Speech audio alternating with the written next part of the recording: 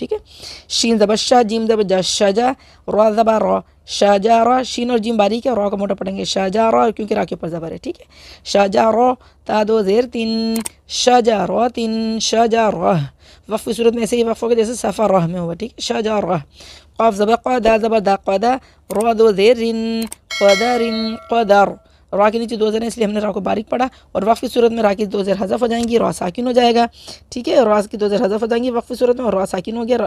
اور دال کو ہم را سے ملا کے پڑھیں گے تو را موٹا ہو جائے گا کیونکہ را ساکن سے پہلے زبر ہے. جب بھی را ساکن سے پہلے زبر ہو پیش ہو تو موٹا پڑھیں گے قدر قدرن. باریک پڑھا ہم نے. پھر وقف کی صورت میں کیا پڑھیں گے قدر قدرن قدر. اس کو آپ 20-25 دفعہ سبق کی دہرائی کریں تاکہ قرآن ان شاء اللہ تعالیٰ آپ لوگوں کا صحیح ہو سکے اور اس میں ادائیگی بالکل صحیح آ سکے. اور اگر کچھ سمجھنے میں غلطی مشکل ہو رہی ہے تو مجھ سے کمنٹ کر کے پوچھ سکتے ہیں کہ کس کا طریقے سے ادائیگی ہوگی تو میں ان شاء اللہ تعالیٰ آپ لوگوں کو بتا دوں گی.